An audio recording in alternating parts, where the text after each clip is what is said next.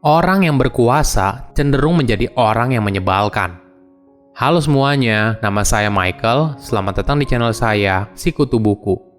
Kali ini saya akan bahas buku The No Asshole Rule karya Robert I. Sutton. Sebelum kita mulai, buat kalian yang mau support channel ini agar terus berkarya, caranya gampang banget. Kalian cukup klik subscribe dan nyalakan loncengnya. Dukungan kalian membantu banget supaya kita bisa rutin posting dan bersama-sama belajar di channel ini. Buku ini membahas bagaimana menciptakan lingkungan kerja yang bebas dari orang yang menyebalkan, atau Robert menyebutnya sebagai assholes. Secara evolusi, manusia pernah melalui fase di mana orang yang paling kuat dan kasar biasanya menjadi pemimpin di zaman dulu. Itulah yang membuat otak kita sering mengasosiasikan sifat agresif sebagai hierarki sosial yang lebih tinggi. Namun di era sekarang, sifat agresif dan kasar pada posisi yang lebih tinggi malah kontraproduktif.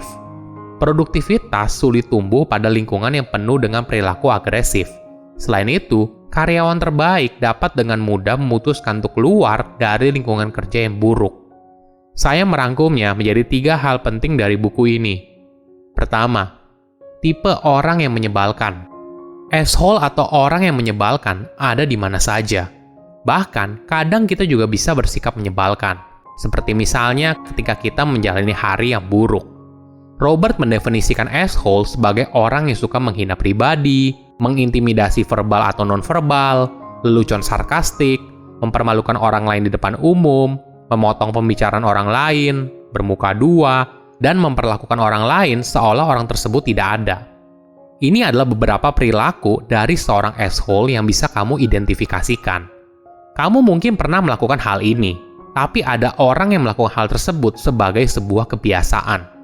Robert membaginya menjadi 2, temporary asshole behavior dan certified assholes. Temporary asshole behavior adalah orang yang kadang menjadi menyebalkan ketika suasananya kurang mendukung. Misal seperti tadi, mengalami hari yang buruk. Sedangkan certified assholes adalah orang yang menyebalkan karena dia terbiasa melakukan hal tersebut. Mereka sering mengintimidasi karyawan lainnya, memotong pembicaraan orang lain, dan tidak memperdulikan rekannya. Menariknya, certified assholes seringkali karirnya cepat naik. Nah, apa rahasianya? Ternyata, assholes merupakan orang yang cukup pintar dan tahu kepada siapa mereka harus berlaku menyebalkan. Mereka selalu sopan dan hormat pada atasan atau klien, tapi memperlakukan rekan kerjanya dengan buruk. Ini yang membuat banyak perusahaan tidak sadar kalau karyawan mereka promosikan merupakan certified assholes. Karena selama ini interaksi bos dan karyawan tersebut sangat baik. Tapi perilaku certified assholes ini sangat buruk bagi organisasi, apalagi ketika mereka menduduki posisi yang penting. Salah satu indikatornya adalah moral karyawan yang buruk. Hal ini tentunya akan berdampak buruk pada produktivitas karyawan, karena karyawan lebih fokus bagaimana agar tidak dipermalukan oleh certified assholes daripada bekerja dengan lebih baik. Lebih buruknya lagi, moral karyawan yang buruk cenderung akan mengundurkan diri karena hal ini menyedot energi mereka. Seringkali perusahaan memberikan toleransi kepada assholes. Perilaku mereka yang buruk dimaklumi karena mereka adalah karyawan yang berbakat, cerdas, dan sulit digantikan. Ini adalah pandangan yang salah. Walaupun seorang asshole adalah top performer, perusahaan harus berani memberikan peringatan tegas terhadap orang tersebut. Hal ini karena perilaku buruk satu orang bisa membuat produktivitas seluruh tim terganggu. No asshole rule harusnya bukan hanya ditulis semata, tapi jadi pedoman perusahaan dalam merekrut dan menilai karyawan. Kedua, asshole berdampak buruk bagi bisnis. Studi menjelaskan, orang dengan status yang lebih tinggi cenderung berperilaku seperti assholes. Mereka cenderung menggunakan orang lain untuk tujuan pribadi mereka. Ada penelitian yang menarik tentang beberapa grup murid. Peneliti membagi para murid menjadi grup yang berisi 3 orang untuk mendiskusikan berbagai topik. 1 orang di setiap grup secara acak dipilih untuk menilai argumen mereka satu sama lain. Hasilnya, murid yang dianggap lebih berkuasa cenderung lebih sering melanggar konvensi sosial. Hal ini diukur dari sepiring kue yang diberikan kepada setiap grup. Murid yang lebih berkuasa cenderung akan mengambil kue terakhir, mengunyah dengan mulut terbuka, dan tidak merapikan remah-remah kuenya yang berantakan. Hal yang sama juga terjadi di dunia kerja. Semakin lebar perbedaan antara atasan dan bawahan, maka atasan akan cenderung memperlakukan bawahannya dengan semena-mena. Oleh karena itu, menurut Robert, aturan utamanya untuk mengurangi jumlah assholes adalah mengecilkan jarak antara atasan dan bawahan. Dia berpendapat, jarak yang terlalu besar antara atasan dan bawahan cenderung membuat atasan tidak menghargai karyawan berpangkat rendah. Beberapa cara yang bisa dicoba yaitu dengan mengurangi perbedaan status dan jenjang organisasi, hingga mengecilkan jarak perbedaan gaji antar karyawan. Cara ini bertujuan untuk menciptakan posisi yang lebih seimbang di tempat kerja, karena pada dasarnya, semakin seimbang maka jumlah asshole-nya akan semakin sedikit. Ada fakta menarik soal assholes. Ternyata, menjadi orang yang menyebalkan itu menular. Apabila kita sering berada dengan orang yang suka marah dan agresif, maka tanpa kita sadari, hal itu akan pengaruhi mood dan perilaku kita. Memang betul, kompetisi bisnis itu sangat ketat. Bahkan seringkali, persaingan bisnis itu sangat agresif dan kasar. Sayangnya, perilaku ini sering terbawa ke dalam internal perusahaan.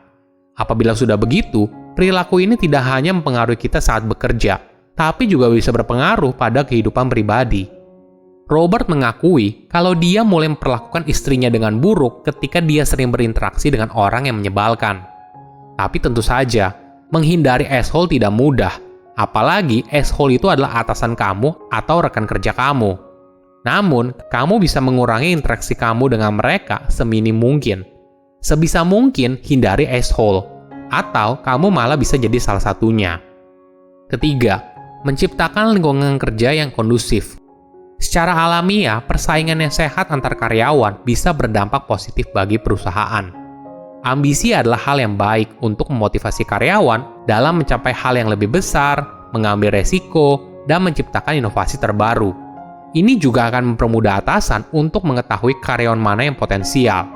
Namun sayangnya, persaingan antar karyawan bisa kontraproduktif.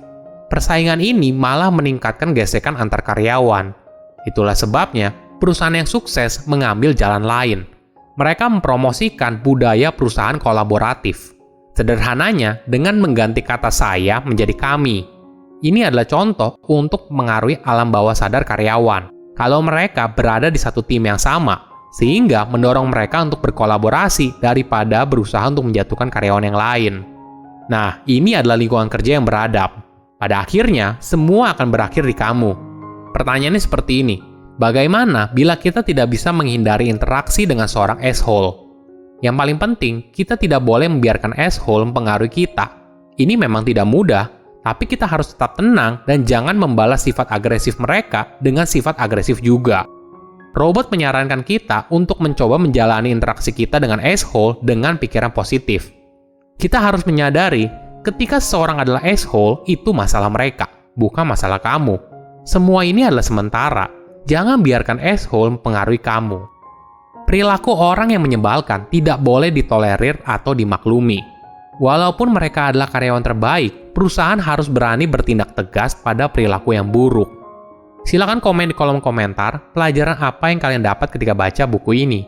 Selain itu, komen juga mau buku apa lagi yang saya review di video berikutnya. Saya undur diri, jangan lupa subscribe channel YouTube Sikutu Buku. Bye-bye.